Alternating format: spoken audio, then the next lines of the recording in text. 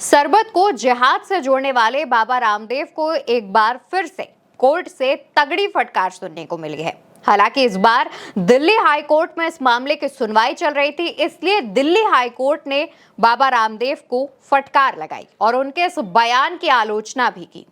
Court में जब इस मामले पर सुनवाई चल रही थी, उस दौरान रामदेव से कहा गया कि आखिर आप अपने प्रोडक्ट्स का प्रचार प्रसार करने के लिए किसी दूसरे प्रोडक्ट के बारे में ऐसा कैसे कह सकते हैं, ऐसी टिप्पणी कैसे कर सकते हैं।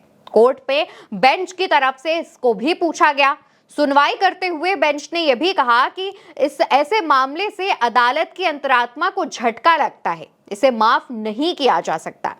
वहीं दूसरी तरफ बिना नाम लिए जिस पर टिप्पणी रामदेव की तरफ से की गई थी, यानी कि रुआवजा की तरफ से मानहानि का केस दायर किया गया था।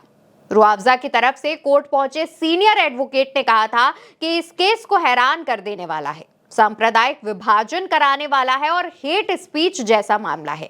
मानहानि के कानून के तहत संरक्षण ना दिया जाए, ये भी रुआवजा की तरफ से पेश वरिष्ठ वकील ने कहा। दरअसल दोस्तों, पूरा मामला अगर आपको नहीं पता है तो विस्तार से बता देती हूं। जहां पर पूरा मामला यह है कि बाबा रामदेव ने अपने गुलाब शरबत को प्रमोट करने के लिए 10 मिनट का एक वीडियो बनाया। वीडियो के दौरान वो बातचीत कर रहे हैं और उन्होंने बिना नाम लिए रुआवजा पर तंज कसा। कहा कि रुआवजा से होने वाली कमाई मदरसों और मस्जिदों में जाती है, जिसके बाद जिहाद को बढ़ावा मिलता है।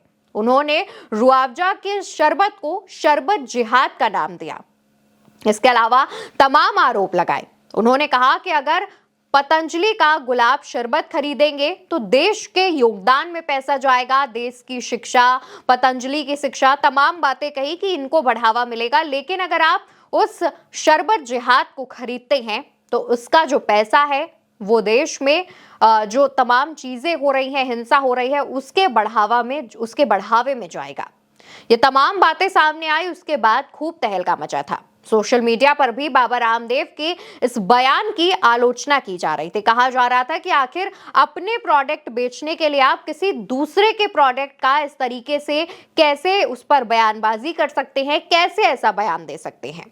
हालांकि रुआवजा ने इस मामले में कोर्ट को बीच में लेकर आए, कोर्ट से इस मामले में दखल देने को कहा, जिसके बाद दिल्ली हाई कोर्ट में इस याचिका पर, इस मामले पर सुनवाई हुई और फटकार लगाया गया।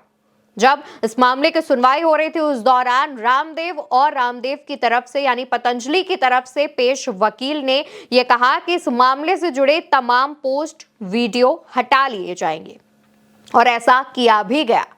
रामदेव और पतंजलि के ऑफिशियल एक्स अकाउंट से उन वीडियोस को हटा लिया गया, क्योंकि जब हमारी टीम ने उस वीडियो को ढूंढने की कोशिश की तो ऑफिशियल रामदेव या पतंजलि के अकाउंट से वो वीडियो नहीं मिला। इसके बाद हाई कोर्ट की तरफ से और फटकार रामदेव को लगाई गई। हालांकि रुआवजा की तरफ से पेश वरिष्ठ वकील ने यह कहा कि बाबा रामदेव एक जाना माना नाम है। वो पतंजलि के प्रोडक्ट्स को बेचने के लिए आराम से किसी भी एडवर्टीजमेंट का सहारा ले सकते हैं। उन्हें किसी भी दूसरे प्रोडक्ट को डिफेम बिना किए भी वो अपने प्रोडक्ट्स बेच सकते हैं और उन्हें डिफेम करने का कोई हक नहीं है।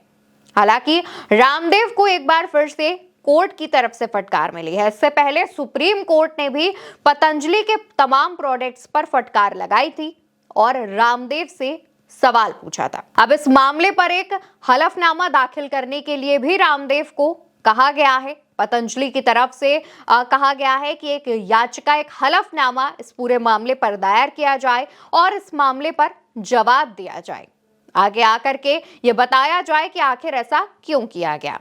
और इस मामले की अब अगली सुनवाई 1 मई को की जाएगी। हालांकि दोस्तों, बाबा रामदेव ने शरबत को शरबत जिहाद से जोड़ दिया। हालांकि इस देश में कई ऐसे लोग हैं जो रुआवजा काफी समय से पीते आ रहे हैं, उनका पसंदीदा भी है, और उसके बाद उन्होंने हिंदू मुस्लिम करके अपने प्रोडक्ट को बेचने की कोशिश की, जिसके बाद रामदेव की भी आलोचना हुई और अभी भी हो रही है। फिलहाल हाईकोर्ट की तरफ से रामदेव को फटकार लगाई जा चुकी है। रामदेव ने भी अपनी गलती मान ली है और कोर्ट से माफी मांगते हुए अपने तमाम विवादित पोस्ट और वीडियोस हटा लिए हैं। देखना होगा कि आगे आने वाले दिनों में जब मामले की दोबारा सुनवाई की जाएगी तब क्या कुछ निकलकर सामने आता है।